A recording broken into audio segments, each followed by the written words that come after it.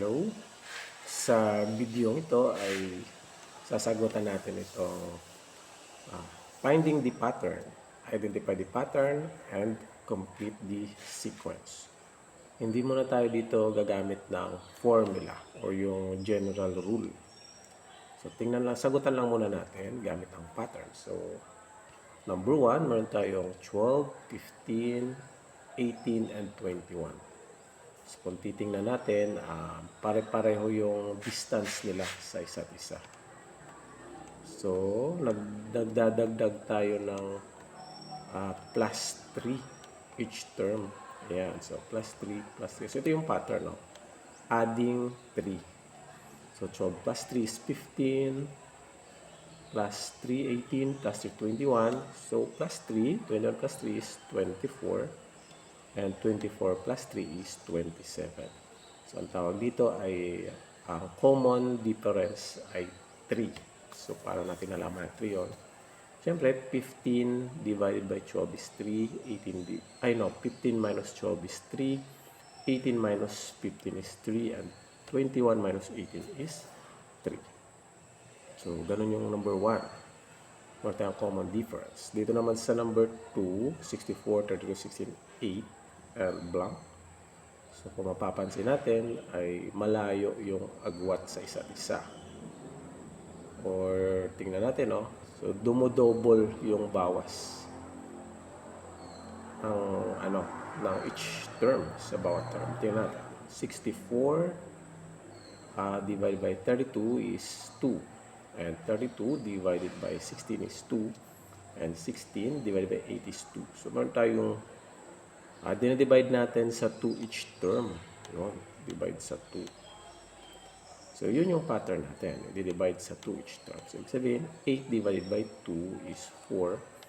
And 4 divided by 2 is 2. Ayan. So, meron tayong common ratio dito na negative 2 sa number 2. Next, number 5 ay ito, pare-pareho lang din yung distance. So, common difference yung kailangan dito. 20 minus 15 is 5, 15 minus 10 is 5, and 10 minus 5 is 5. So, ibig sabihin dito, mag-add tayo ng 5 sa 20, magiging 25, and then 30. Ayan. At sa number 4, ayan, dumodoble yung number each term. So, tingnan natin yung common ratio. 6 divided by 2 is 3, yun. And 18 divided by 6 is 3. So, i-multiply natin sa 3 each term. So, yan o. 2 times 3, 6. 6 times 3, 18. 18 times 3 is 54. And of course, multiply natin ng 54. 54 times 3. So, 2. Carry 1. 162. Yan. And then, 162 times 3. 6. 18, carry 1, 486. Ayan. So, yung pattern dito is multiply each term by 3. Ayan. And then, number 5. So, kung mapapansin natin ay pare-pareho lang yung distance. So, common difference ang kunin natin, 10. Negative 10 yung ating common difference. Kasi, yan o, 90 minus 100 is negative 10.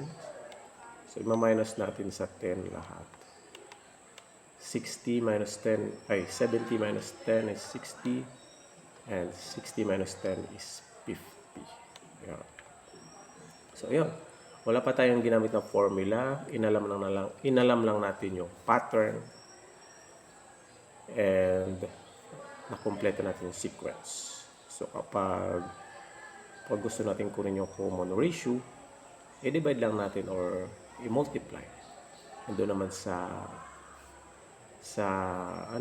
common difference. So, minus natin yung consecutive terms para malaman natin kung ilan yung common difference. Okay?